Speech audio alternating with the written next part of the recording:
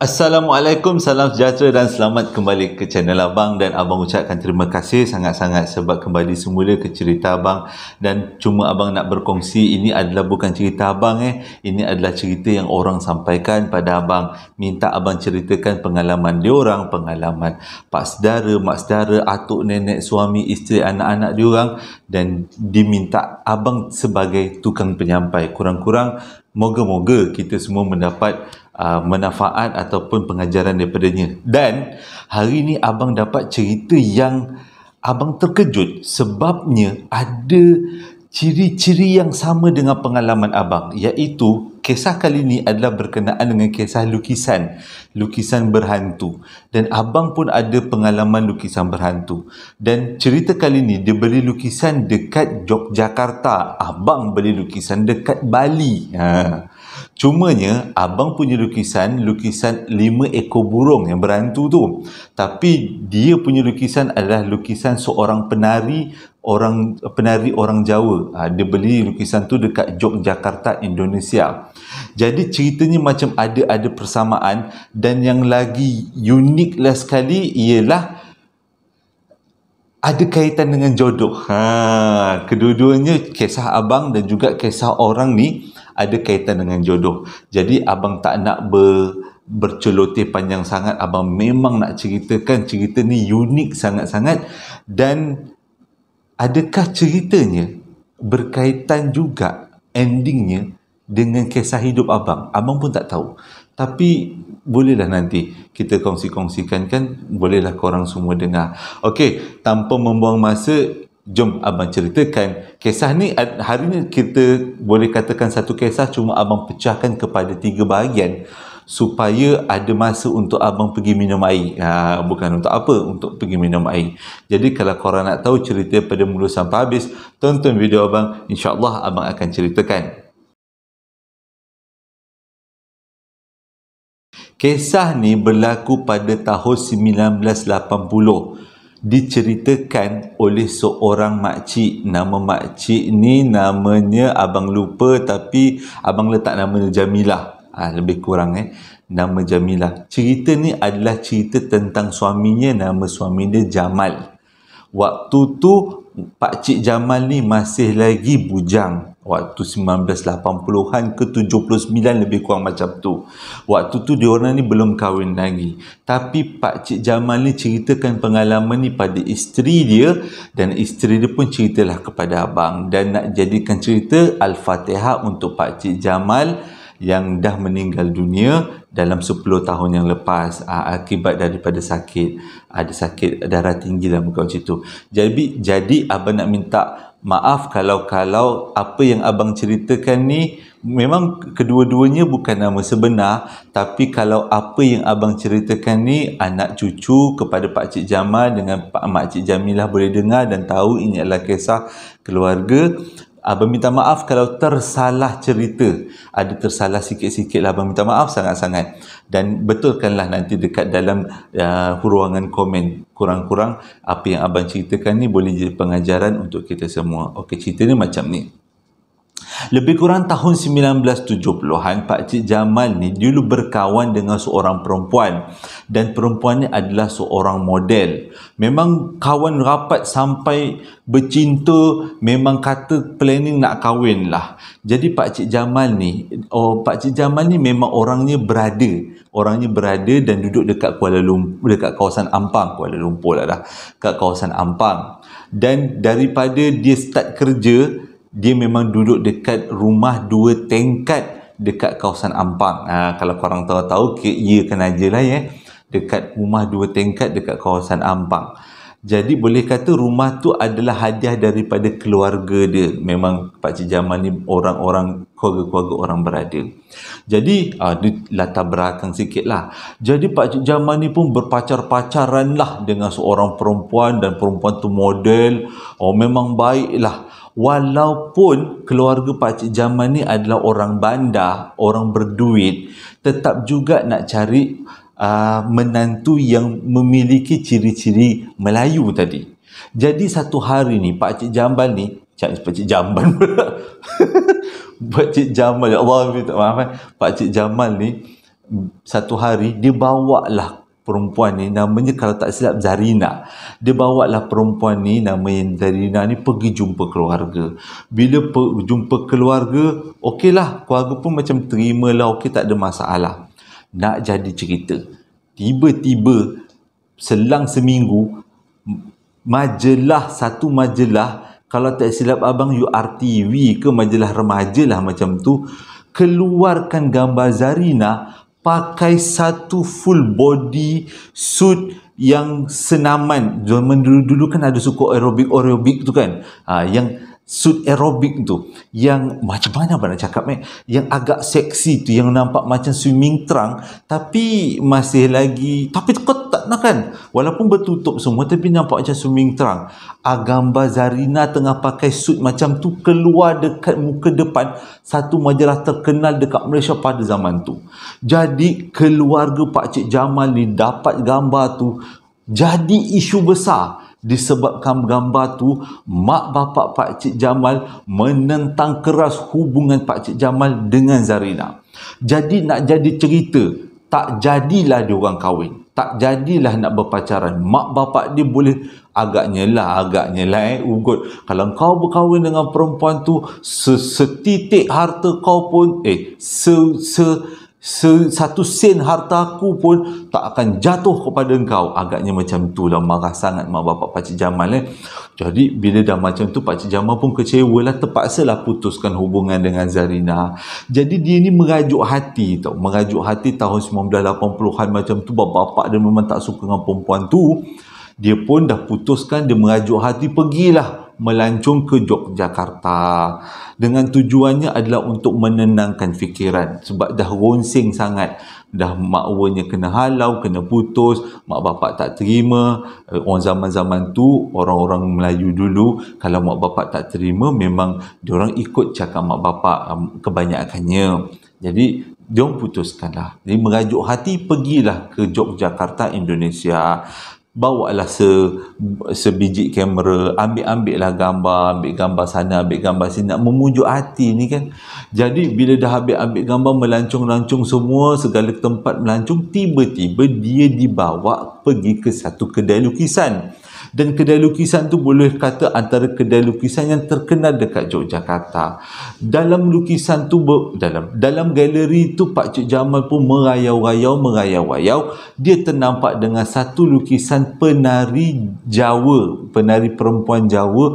Memang lukisan tu cantik. Jadi dia tanyalah dengan pembeli ni, dengan penjual tu, berapa harga lukisan. Penjual tu cakap lukisan tu bukan untuk dijual, tapi memang hanya untuk dipaparkan kerana dia ada semangat. Maksudnya memang dah awal-awal lah dia beritahu lukisan ni memang misteri. Tapi Pakcik Jamal tetap cakap nak beli lukisan ni. Sebenarnya pada waktu tu Pakcik Jamal tak faham apa maksud semangat tu. Jadi diingat kalau orang kita macam ku semangat, agaknya macam tu lah kan, semangat yang macam tu. Tapi apa yang dimaksudkan dengan penjual lukisan tu adalah semangat dalam macam dalam arti kata Indonesia adalah ada penunggu di lukisan tu. Tapi disebabkan Pakcik Jamal ni berkeras nak beli, sebab dia kata bekas makwa dia Zarina adalah seorang model. Jadi penari ni adalah ciri-ciri ke arah-arah model, mempunyai bentuk badan yang cantik dengan gerak tangan yang cantik, jadi seperti seorang model, jadi melambangkan Zarina. Jadi dia pun belilah lukisan tu, harganya mahal pada waktu tu. Jadi dia gulung-gulung lukisan tu, sudah habis melancong-lancong dekat Yogyakarta, dia pun baliklah Malaysia. Bila sampai dekat Malaysia, dia duduk rumah 2 tingkat rumah 2 tingkat, sorang-sorang, anak orang kaya. Sama macam abang duduk rumah 2 tingkat juga, tapi mujur bukan sorang-sorang. Jadi lukisan tu diletakkan, diframekan, dihantar kedai, minta buat frame berukir-ukir cantik gila, letak dekat tangga. Jadi setiap kali dia turun naik tangga, dia boleh nampak lukisan tu. Seolah-olah dia dengan Zarina dekat. Kalau dia gantung gambar Zarina, mak dia nampak kan, dia koyak pula kan gambar tu. Tapi disebabkan itu adalah lukisan, kalau mak dia nampak pun tak ada apa-apa juga kan. Tapi lukisan tu akhirnya menjadikan cerita yang cukup panjang. Jadi lepas tu, harap korang dengar, sabar-sabar ya. Sebab panjang sangat cerita ni, sihan pula korang semua dengarkan cerita abang. Okey, melalut sikit macam ni. Jadi setiap hari dia turun naik tangga, dia nampak lukisan tu, dan lukisan tu dinamakan Zarina. Dan setiap kali dia tengok lukisan tu, dia akan rasa obses. Walaupun dia tak dapat berhubung dengan Zarina lagi, tapi melihat lukisan tu seolah-olah Zarina tu ada dengan dia. Jadi hari pertama dia gantung lukisan tu dekat tangga, dia pergi kerja. Biasalah dia kata, Pak Cik Jamal cakap, rumah bujang walaupun dia ada orang apa berada kan, rumah bujang tetap rumah bujang, sepah sana sepah sini, memang tak terurus. Tapi hari pertama dia gantung lukisan tu, bila dia balik daripada kerja, rumah dia bersih, memang cantik, lap, siap mop, ada makanan lagi, siap nasi goreng, kadang-kadang mi goreng. Tapi Pak Cik Jamal tak terfikir kenapa rumah dia bersih. Dia ingat mak dia ni macam orang kaya, hantar seorang tukang gaji, orang gaji pergi kat rumah anak dia, dia bersih-bersihkan lah. Pak Cik Jamal fikir macam tu. Jadi setiap kali dia balik kerja, tengok ada makanan, dia makan, tengok rumah bersih, okey, dia seronok aja, dah siap basuh, dah siap sedia baju semua, memang tak ada masalah, okey, dia seronok je kan. Okey, satu hari dia pergilah rumah mak dia. Rumah mak dia tak jauh-jauh situ, kawasan-kawasan situ juga. Dia cakap dengan mak dia, "Mak, terima kasih lah hantar orang gaji mak seorang dekat rumah saya, tolong-tolong bersihkan rumah. Tapi tak payahlah sampai basuhkan baju sebab ada seluar dalam, baju dalam lah, lelaki tak ada baju dalam. Seluar dalam, ada pakaian-pakaian yang sensitif, tak payahlah mak basuh." Mak dia pelik, bila masa pula aku hantar orang gaji ke rumah engkau lah yang pergi cari orang gaji sendiri, tak pun kau basuhlah baju sendiri. Lepas tu kata, mak ni bercanda pula. Mak kan hantar orang gaji, takkan siapa yang ke basuh rumah saya siap ada makanan semua. Mak dia cakap, memang mak tak hantar, memang rumah tu memang kau yang duduk seorang-seorang, mak tak pernah hantar orang gaji mak kat rumah kau, pandang kau lah sendiri. Tapi Pak Cik Jamal tak percaya. Pak Cik Jamal anggap mak dia macam bergurau-gurau lah kan. Okey, tak ada masalah. Selang beberapa hari lepas tu, lepas dia balik ke rumah mak dia dapat mimpi malam tu ada seorang perempuan tidur sebelah dia. Lepas tu, waktu tu dia tengok ada perempuan tidur, dia rasanya lah dia berborak dengan perempuan tu malam tu. Dia tanyalah, "Engkau ni siapa?" Dia kata, "Oh, saya ni adalah kekasih hati abang. Abang selalu pandang saya turun naik tangga." Lepas tu, "Oh, kau ke lukisan tu? Siapa nama engkau ni dalam mimpi kan?" "Oh, nama saya Ayu. Jadi abang boleh panggil saya Ayu. A-Y-U," gitu. "Jadi saya akan menemani hidup abang." "Oh, okeylah." Tiba-tiba, okey, Pak Cik Jamal sambung tidur. Sampailah esok pagi subuh. Tapi nak jadi cerita, Pak Cik Jamal ni alim lah, sembahyang tak tinggal. Jadi bangun pagi subuh, dia terkejut bila dia tengok dekat sebelah katil dia seolah-olah ada orang tidur. Dia punya dia tidur dekat katil queen, katil yang agak besar. Tapi dekat sebelah dia tu, kedudukan bantal dengan kedutan-kedutan cadar, seolah-olah ada orang tidur sebelah dia. Mula-mula dia rasa macam tak ada masalah. Tapi sejak daripada tu, selang 2-3 hari dia akan mimpi seorang perempuan yang namanya Ayu tidur sebelah dia. Dan dia berborak-borak dengan perempuan tu malam tu. Sampailah satu malam, dia cakap, macam ini, "Kita ni kan kawan dalam mimpi," kata Pak Cik Jamal lah. "Boleh tak kalau saya peluk awak?" Dia kata. Tapi kata Ayu, "Tak boleh. Kita kena menikah dulu. Bila kita menikah, barulah kita boleh halal dipeluk." Oh, lepas tu Pak Cik Jamal tergelak-gelak. Tiba-tiba dia tersedar. Dia tersedar waktu tu pukul 3 pagi, pukul 2 pagi. Terdiam dia. Kenapa aku gelak seorang-seorang? Baru dia teringat mimpi dia. Terus dia tengok sebelah. Seolah-olah ada orang tidur. Bantalnya melekuk. Masa tu Pak Cik Jamal melompat turun daripada katil. Dia buka lampu, dia tengok, dia nak pastikan siapa yang duduk sebelah dia. Tengok, tak ada siapa-siapa. Dan bantal yang tadi dia nampak melekuk, tidak lagi melekuk. Maksudnya ada kesan kepala. Tak ada lagi kesan kepala. Memang macam, pelik pula cerita, pelik pula. apa tu, dia mimpi ni, adakah mimpi ni betul-betul berlaku? Jadi dia rasa risau kan. Bila dia risau, esok paginya, hari Sabtu, hari Jumaat, dia roger semua kawan-kawan dia. Telefonlah rumah kawan-kawan dia yang bujang-bujang. Cakap, jomlah datang rumah, makan-makan kat rumah aku. Kita buat masak-masak ramai-ramai. Lepas tu, malamnya, kawan-kawan dia pun datang. Tujuan Pakcik Jamal bawa kawan-kawan dia adalah, dia nak mengurangkan rasa takut. Rasa takut. Jadi kawan-kawan dia pun datanglah ramai. Oh, malam tu kawan-kawan dia tidur kat rumah Pakcik Jamal ni. Yelah, ada seorang kawan bujang, rumah teres 2 tingkat kan. Lepas tu seronoklah nak tinggal. Oh, dia bujang punya rumah, minum. Maksudnya minum biasa lah, bukan minum-minum arak lah. Oh, minum, makan kerepek, cekedis, rempeyek. Keripik pisang, huyuh-huyuh sampai tengok TV, tengok movie dekat TV, gungang-gungang, akhirnya semua tidur. Dalam keadaan semua tidur tu, ada yang solat, ada yang tak solat. Okey. Jadi besok paginya bangun, tak ada jadi apa-apa, dia orang pun pergi sarapan, dudang. Sebab waktu tu waktu musim cuti lagi kan. Jadi selepas daripada tu, Pakcik Jamal pun kemas-kemaskan rumah. Lepas kemas rumah, nuna, nak jadi cerita, dipendekkan cerita, malam tu Pakcik Jamal tidur. Bila Pakcik Jamal tidur, Pakcik Jamal jumpa Ayu lagi. Kali ni Ayu marah betul. Abang, dia kata, abang boleh tak jangan bawa kawan-kawan yang tak solat dalam rumah ni, dia kata. Rumah ni akan jadi tempat syaitan kalau abang bawa kawan-kawan yang tak bersolat. Lepas tu Pakcik Jamal jalan bercakap apa? Okey, abang janji lepas ni abang tak akan bawa kawan-kawan lagi yang tak bersolat. Abang akan pastikan diorang semua bersolat dan tak akan menyepah-nyepahkan rumah. Tu Ayu tu cakap lah, lagi satu, rumah bersepah macam kandang kuda lah.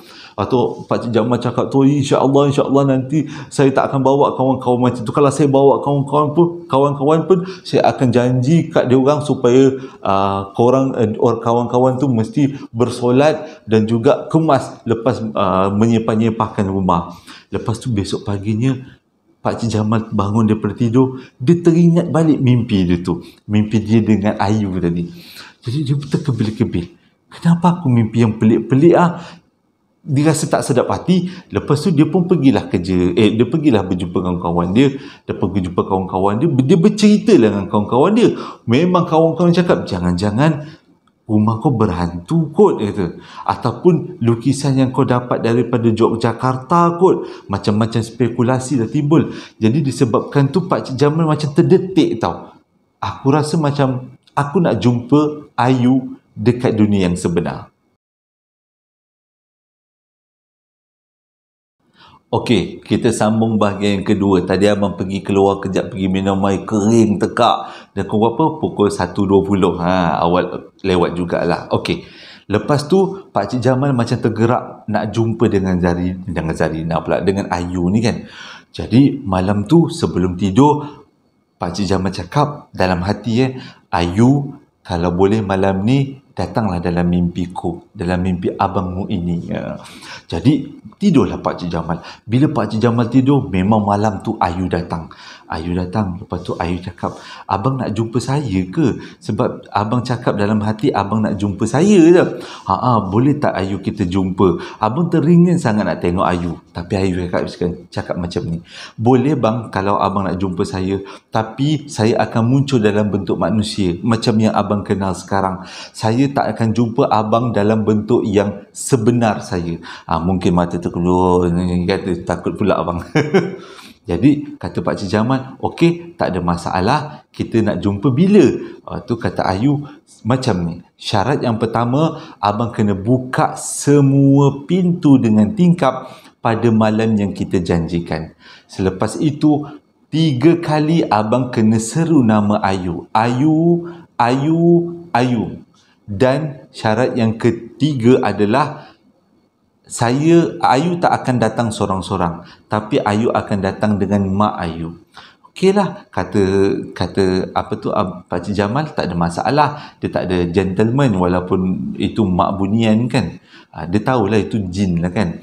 Dan tak kisahlah, dia jumpalah. Jadi seperti malam yang dijanjikan tu, Pakcik Jamal dah ready dah. Dia tak cakap kat siapa-siapa, tak cakap kat imam, tak cakap dengan mak dia, tak cakap bapak dia, dengan kawan-kawan, tak cakap. Dia memang tak cakap, dia memang nak redah sendiri je, nak tengok apa sebenarnya yang berlaku selepas tu. Jadi pada malam yang dijanjikan tu dia dah ready, dia buat solat hajat pada lepas sembahyang maghrib tu, sebab dia nak jumpa pukul 12.30 malam tau. Jadi lepas maghrib tu dia buat solat hajat supaya minta Allah lindungi apa-apa yang berlaku. Jadi dia siap sedia dekat dengan pukul 12.30 malam, dia buka semua tingkap, semua pintu depan lah, pintu depan, tingkap depan, dia buka langsir, dia memang biar terdedah, nampak kegelapan malam tu. Lepas tu sebelum dia sebut nama Ayu tu, dia takut juga, dia cakap, dia selawat Nabi, ya Allahumma salli ala sayyidina Muhammad wa ala ali sayyidina Muhammad. Biar kita selawat penuh lah kan, Allahumma salli ala sayyidina Muhammad wa ala ali sayyidina Muhammad. Dah 3 kali dia sebut selawat, barulah dia panggil Ayu, Ayu, Ayu. Lepas tu tiba-tiba angin yang masuk dekat rumah dia sampai langsir dia terangkat-rangkat, majalah-majalah yang ada kat meja terangkat-rangkat, cawan yang disediakan bertumpah-tumpah air. Waktu tu Pak Cik Jamal dah menggigil ketakutan dah, tapi dia bertahan, dia nak tengok sebenarnya Ayu tu macam mana. Dia bertahan, angin tiup makin kuat, makin kuat, makin kuat, sampaikan semua langsir-langsir dia ada yang tercabut. Pintu kalau tak disendal memang kelumpang-kelumpung, terhempas-hempas, dan tingkap dia memang terbuka luas, angin yang berdebu-debu masuk. Tiba-tiba dia nampak daripada jauh ada satu cahaya putih, makin hari makin dekat, makin hari lah, makin lama makin dekat, makin dekat, makin dekat, sampai dekat depan pintu rumah dia. Dan cahaya putih tu sikit demi sedikit membesar. Lepas tu masa tu Pak Cik Jamal dah menggigil-gigil atas kursi ni, dah takut, ketakutan sangat ni. Tiba-tiba Pak Cik Jamal tak tahulah, dia kata memang tak ada Allah Ta'ala kan, dia menjerit, Ayu, cukup, abang tak nak jumpa. Itu je, tiba-tiba habis je perkataan tu. Ribut angin kuat yang menerpa dekat muka dia tadi hilang terus, tak ada terus angin, senyap habis semua, senyap, tak ada apa-apa. Dan waktu tu dia baru sedar yang dia buat satu kesalahan, iaitu kita nak jumpa bunian ataupun jin, bukan nak jumpa kawan-kawan, bukan nak jumpa manusia yang datang tiba-tiba datang depan kita duk selimpuk macam tu, bukan. Dia mesti datang dalam keadaan yang kita tak jangka. Itulah tadi, ribut angin kuat gila dengan huru-hara rumah tu. Lepas tu bila dah reda angin, cepat-cepat Pak Cik Jamal tutup semua tingkap, semua pintu, kemaskan rumah, kemaskan, habis yang tertumpah-tumpah air tu semua kemaskan. Cepat-cepat Pak Cik Jamal naik kat tingkat atas, ambil air semayang, buat semayang 2 rakaat, bagi kekuatan dalaman, supaya dia kuat buat semayang hajat, semayang 2 rakaat. Dia dah habis buat semayang hajat, termenung dia dekat tepi katil. Dekat tepi katil sambil dia baring. Lepas dia baring tu dia cakap, dia seru, Ayu datang dalam mimpi abang malam ni.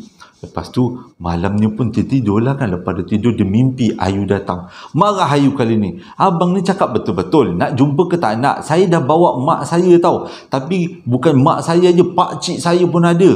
Ramai-ramai. Memang kita orang nak berkenalan dengan abang. Tiba-tiba abang halau pula kita orang, kata. Abang halau Ayu. Ayu malu tau dekat muka. Salah. Ayu malu tau dekat mak ayah, mak pak cik. Tak ada ayah Ayu dah jemput mak dengan pak cik datang nak jumpa dengan abang, tiba-tiba abang halau pula. Lepas tu Pak Cik Jamal cakap pula, abang minta maaf sangat-sangat, abang bukan tak nak jumpa, tapi abang takut. Ingatkan Ayu datang dalam keadaan yang santai-santai, relax-relax, rupanya menderu angin macam tu, abang tak ready. Lepas tu Ayu cakap, kalau macam tu tak apalah, dah memang tak ada kita malam tak berjumpa, tak pernah berjumpa. Jadi esok paginya Pak Cik Jamal macam rasa macam, apa sebenarnya aku buat? Aku perlu ke berjumpa dengan orang-orang yang pandai untuk berubat? Dia pun rasa macam tak sedap lah kan. Jadi Pak Cik Jamal pun ceritakanlah hal ni pada office mate dia, kawan-kawan office dia. Jadi kawan-kawan office dia ni bercadang, memberi cadangan bahawa Pak Cik Jamal ni dibawa untuk pergi ke berubat lah. Jadi nak jadi cerita, pada malam seterusnya Pak Cik Jamal mimpi sekali lagi Ayu, tapi kali ni Ayu seolah-olah tergesa-gesa bercakap dengan Pak Cik Jamal. Dia kata macam ni, "Bang, boleh tak? Abang dah kenal Ayu dah lama. Ayu dah kenal abang sejak daripada abang bawa Ayu ke rumah ni. Apa kata kita kahwin?" Betul. Jadi bila cakap kahwin tu, dan tu juga tengah malam Pak Cik Jamal terbangun, berpeluh dia, takut dia. Dan esok pagi ni dia cerita kat kawan-kawan dia. Kawan-kawan dia cakap, "Ini tak boleh jadi. Kita kena bawa engkau ni pergi berubat." Jadi pada hari berikutnya Pak Cik Jamal dibawa oleh kawan-kawan dia untuk pergi berubat. Jumpalah dengan seorang alim. Lepas tu Pak Cik Jamal pun ceritalah sebenarnya apa yang berlaku. Dan orang alim tu cakap, imam tu cakap, sebenarnya benda tu mengikut Pak Cik Jamal daripada Yogyakarta melalui lukisan. Cara yang terbaik adalah musnahkan lukisan tu dan juga buat amalan-amalan yang boleh menghalau benda Allah tu. Jadi bila balik rumah, Pak Cik Jamal pun teruslah amalkan apa yang dibagi oleh imam tu. Tapi hati dia tak sampai hati nak buang atau nak bakar lukisan tu. Sebab dia kata lukisan tu adalah lambang Zarina. Jadi dia ambil, dia turunkan lukisan tu, dia letakkan dekat dalam bilik stor. Tapi rupanya ini adalah tindakan yang salah, tindakan yang memberi satu keburukan pada diri kemudian hari. Okey, ini adalah ending bahagian kedua. Kejap lagi sambung bahagian yang ketiga. Bagi abang minum kejap. Okey, kita sambung bahagian yang ketiga. Selepas dah dia letakkan lukisan tu dekat bawah tangga, lepas tu Pak Cik Jamal berkenalanlah dengan seorang perempuan dekat ofisnya, namanya Jamilah.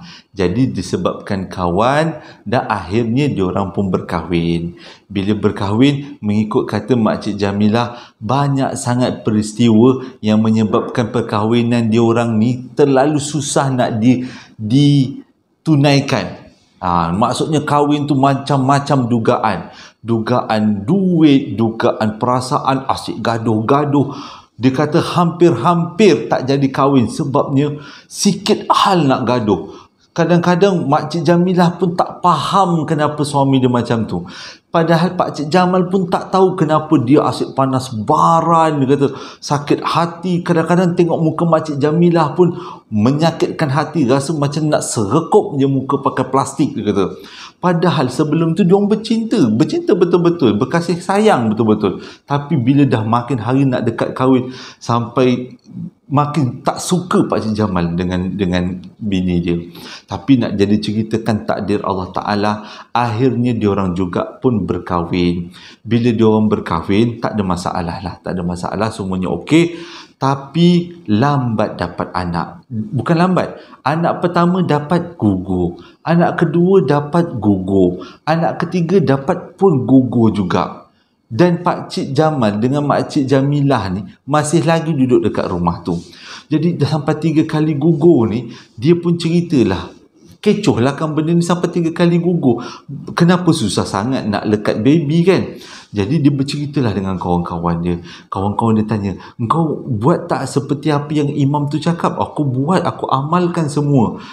"Lukisan tu kau bakar tak?" "Tak, aku sayang. Aku teringat Zarina dekat lukisan tu. Lukisan tu aku letak bawah tangga dia." "Weh, tak boleh jadi ni. Jom kita pergi jumpa imam tu balik." Jadi Pak Cik Jamal pun pergilah jumpa imam tu. Dia tak bawa bini dia. Dia ceritalah sebenarnya apa benda yang dia buat. Dia tak buang lukisan tu walaupun dia buat amalan yang imam tu kasih. Bentuk zikir-zikir, Allahu Akbar ke apa. Tapi tak buang lukisan tu, tak bakar.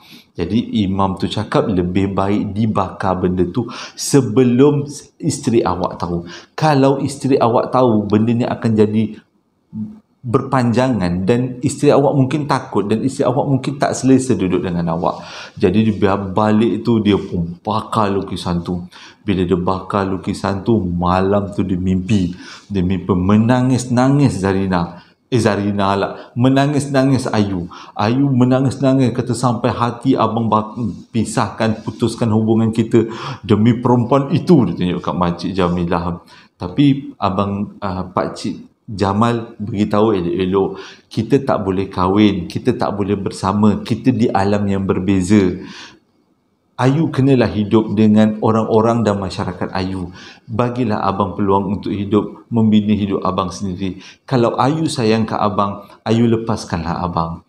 Dan Alhamdulillah sejak daripada tu, Pakcik Jamal dah tak jumpa lagi Ayu dalam mimpi. Dan selang beberapa minggu selepas tu, Makcik Jamilah akhirnya mengandungkan anak sulung. Dan diorang pun selepas tu dapatlah anak berderit-derit. Jadi ceritanya tamat di sini dan ini diceritakan oleh Pakcik Jamal. Selepas peristiwa-peristiwa tu, barulah Pakcik Jamal ceritakan pada Makcik Jamilah dan Makcik Jamilah kata, oh macam tu ceritanya.